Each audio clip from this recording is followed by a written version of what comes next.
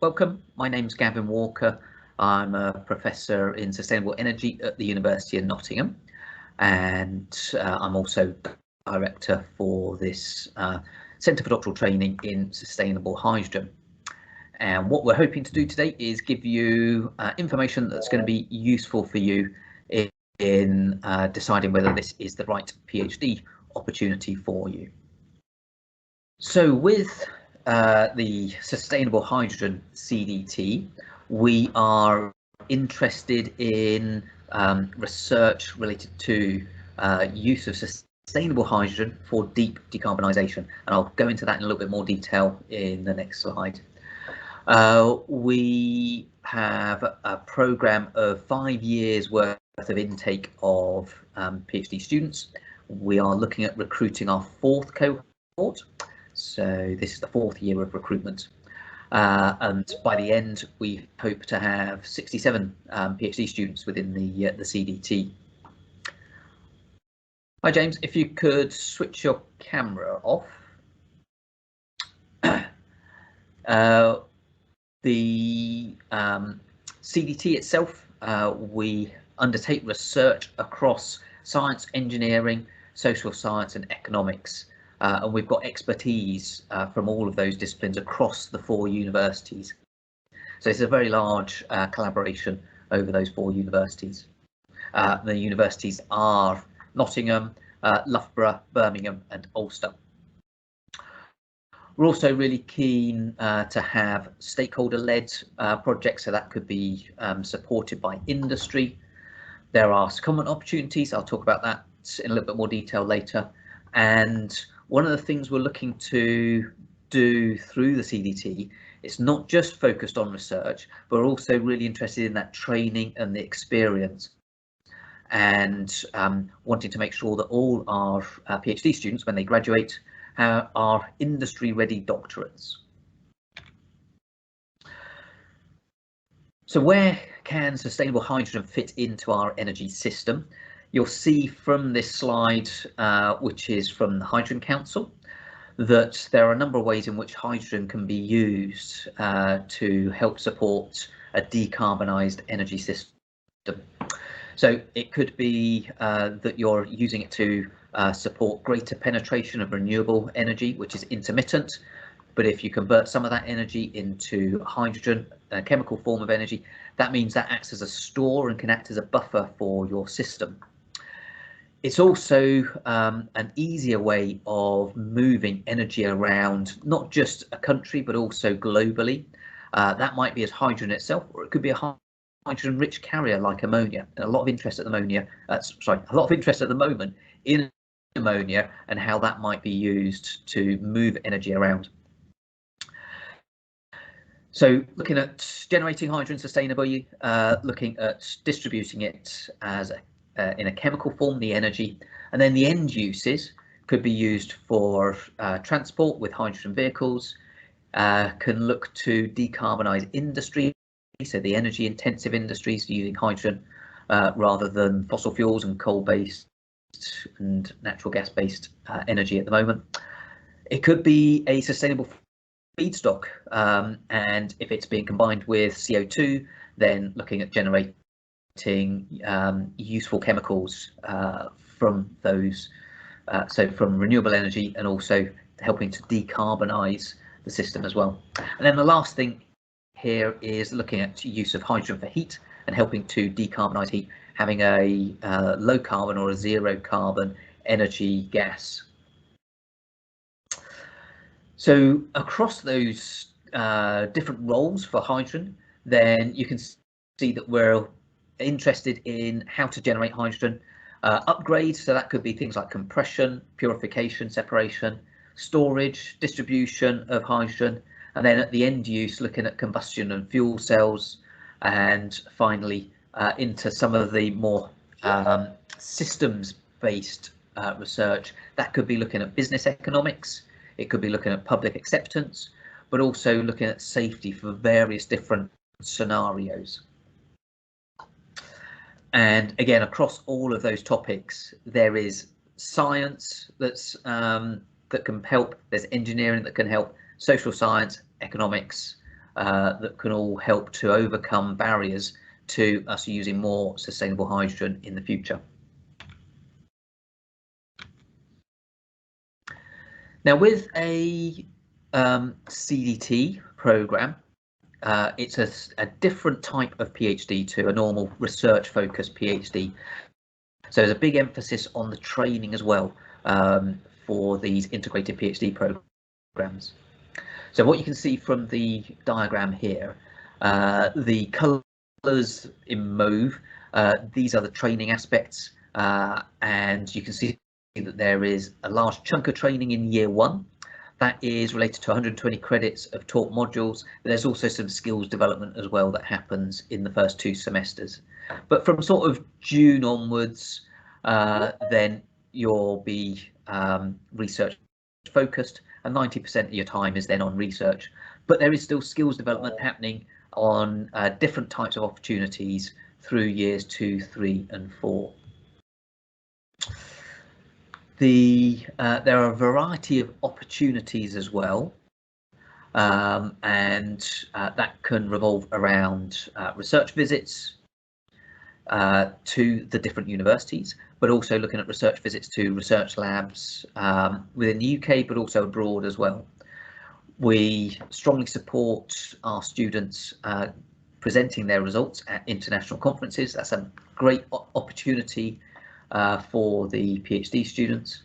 There's also funding for secondments.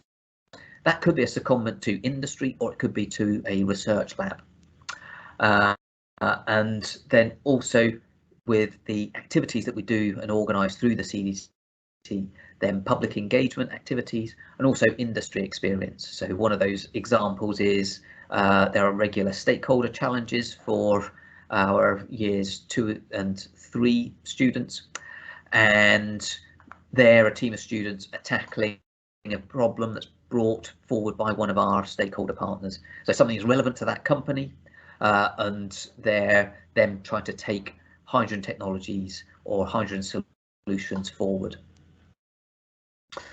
So I hope you can see that from that, the training is about giving greater breadth and covering multidisciplinary areas with 120 credits of taught modules, but also then developing key skills that are going to be really important taking your career forward. With the application process, then with the CDT, what we're looking to do is recruit a diverse cohort of students. We strongly believe that diversity improves the research environment. We've seen that ourselves, helps to increase creativity and also lead to better solutions. And we work with partners like, we've got the logo there for WES, which is the Women's Engineering Society. We're also partners with Women in Science and Engineering as well. So looking to use those organisations to help us within our recruitment programme, but also help to support our students as well whilst they're here at the CDT as well. So with the application process, then first of all, there is an online application which you can get the application form through the SusHy web page. There is then a shortlisting process, and with that online application form, then we're not just interested in trying to find excellent researchers, we also want to find students, applicants that will make a significant contribution to the CDT as well. So we're trying to get a balance of both that, excellent researchers and people that will be able to make an excellent contribution to the CDT. Those candidates that are shortlisted, they'll be taken through to an interview process, which is a mixture of individual interview and also a group activity as well. That is looking at trying to find applicants that will be suitable for the CDT. There's then a follow-up interview for the projects that they're being put forward for, and that will be with the project supervisors. And then the final step is applying to the university that will be awarding your degree. So we as a CDT don't award PhDs, it's the university that you then enrol in that will be awarding that. But don't worry, there's a lot of information there we as a CDT will take applicants through each stage. So if you've ever got any questions, then if you just get in touch with the CDT team, we will let you know what's happening at that stage in your application process. We're looking to recruit 15 students across the 4 universities, and we're also able to recruit home and international students as well. And as you can see, we have a growing body of students. I hope you can see that there's a good mix of students across different types of research areas, and bringing together lots of experiences from their time before they started the CDT, but also because they're doing research in different areas, they're building up different experiences that they're then able to share with the rest of their colleagues in the CDT itself. So I hope that I might be welcoming some of you to this growing research community. So just some of the reasons why you should think about considering the Sustainable Hydrogen CDT for a PhD. Then, as I was mentioning before, we've got a large number of academics across the 4 universities. There's over 50 academics in our supervisor pool. That goes across all disciplines at our universities. It would be impossible for me to summarise the expertise across all of those academics, but thought just to give us an example then from the management board members, there are 2 or 3 management board members from each of the universities, and across the expertise that we've got there, then we've got a range of international collaborations. That's in Europe, the Americas, Asia, and also Australia as well. We're also UK experts on a number of international programs looking at storage, solar hydrogen, biohydrogen, and safety.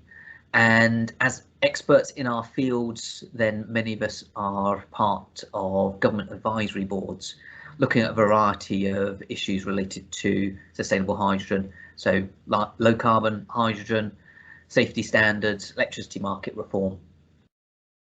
And there are a number of recognitions of leadership across the management board members, and also we've got a combined publications of over 1,000 journal papers. So I hope you can see just from that small subgroup of the pool of supervisors, there is a lot of expertise across the 4 universities. There are also really excellent research facilities as well. So we've got Nottingham, the largest university hydrogen lab in the UK, supplied by a 200 kilowatt electrolyser. At Birmingham, there's the Tyseley Energy Park. That has a very large green hydrogen demonstrator, and later there will be a hydrogen bus project running out of the energy park there. There is domestic hydrogen demonstrator at the Creative Energy Homes. Across the 4 universities, extensive characterisation facilities, and also with the supervisor pool, then many of us are getting beam time at large-scale facilities in the UK and Europe, using synchrotron and neutron facilities to investigate materials and devices. Looking at some of the computer facilities that we have, the Ulster University group, HiSafer, they've got their own hardware and software, unique software for undertaking modelling work related to safety. And then outside of that, many of us are accessing national supercomputing facilities like Archer as well. The last thing that I'd like to just highlight is the range of stakeholders that we've got involved. Many of those are directly involved in research projects and help funding of the research projects, but also, as some of the speakers earlier were showing, that with the stakeholder events that we're putting on, that also include our students, that's an excellent way for our students to meet up with stakeholders, organisations and companies that have interests in hydrogen and low carbon energy. So there are great opportunities for you and for all of our students in the CDT to be able to develop their network across the stakeholders that we have.